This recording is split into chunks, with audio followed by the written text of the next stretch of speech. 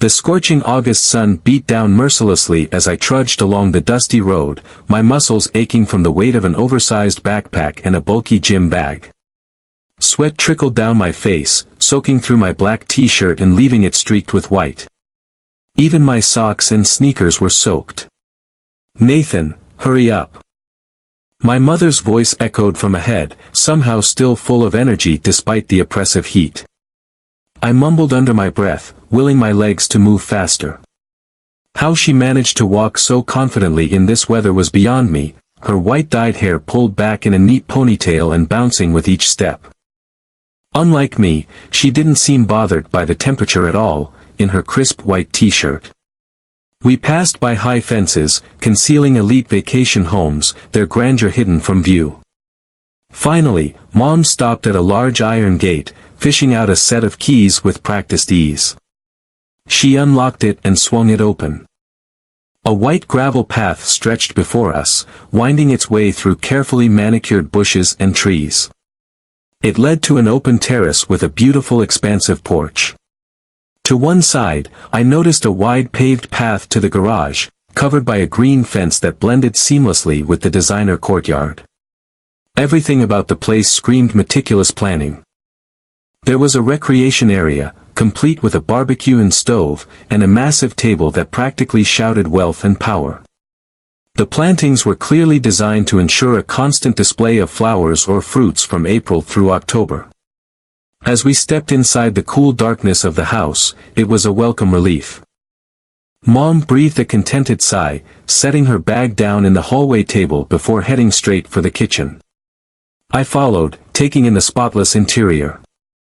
Everything about the place screamed meticulous planning. There was a recreation area, complete with a barbecue and stove, and a massive table that practically shouted wealth and power. The plantings were clearly designed to ensure a constant display of flowers or fruits from April through October. As we stepped inside the cool darkness of the house, it was a welcome relief. Mom breathed a contented sigh, setting her bag down in the hallway table before heading straight for the kitchen. I followed, taking in the spotless interior. Everything was in its place, from the gleaming countertops to the large refrigerator built seamlessly into the cabinetry. "What do you want to eat?" I called out, looking into the well-stocked fridge. "I see grilled chicken, sausage, and cheese, tomatoes, cabbage, watermelon, and even black and red caviar." Mom laughed. "You could have stopped at chicken."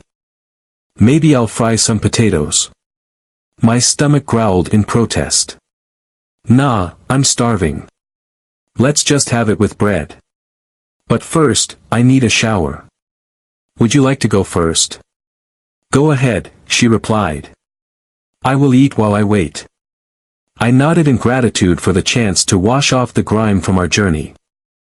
As I headed for one of the 2 indoor bathrooms, I couldn't help but marvel at the house.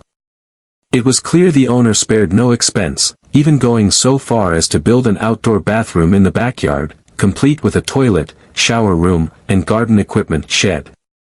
The contrast between the meticulously landscaped front yard and the more practical backyard was stark, but both areas spoke of a strong, hands-on owner. I knew most of. In a barely perceptible breeze, the air was thick with the scent of hay and sun-baked earth. I spotted Mom standing perfectly still, her eyes closed and a serious expression on her face. She seemed to be drinking in the quiet, savoring this rare moment of peace. Not wanting to disturb her, I crept closer to what looked like a wooden booth with a black tank on its roof. The structure was beautifully crafted, painted white, with boards fitted so tightly you could barely see the joints. Small unglazed windows sat just under the roof, and the door had 3 vertical slots for clothes and towels hung nearby with a shoe shelf below. I peeked inside.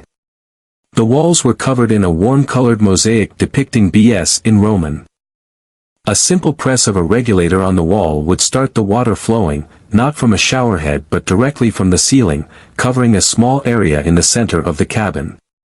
The shelves held an array of gels, shampoos, and washcloths. I stepped back out, still marveling at the attention to detail. It was then that I noticed Mom had disappeared. Assuming she'd gone back to the house, I decided to head inside and maybe grab that food we talked about earlier. As I walked, I found myself thinking about Mom, who had raised me alone, never remarrying after Dad left. As the deputy director of a construction materials company, she rarely took time off. I'd been lucky enough to visit the sea twice a year, never wanting for anything, but I couldn't remember the last time she'd taken a real vacation. I was still lost in thought when I entered the kitchen, nearly colliding with Mom as she excitedly let out a small yelp of surprise, stumbling backward. I reached out instinctively to steady her, hands grasping something I'd never felt before, at least not with her. Confused and shaken, I quickly dropped my hands and stepped back, mumbling, "Not quite."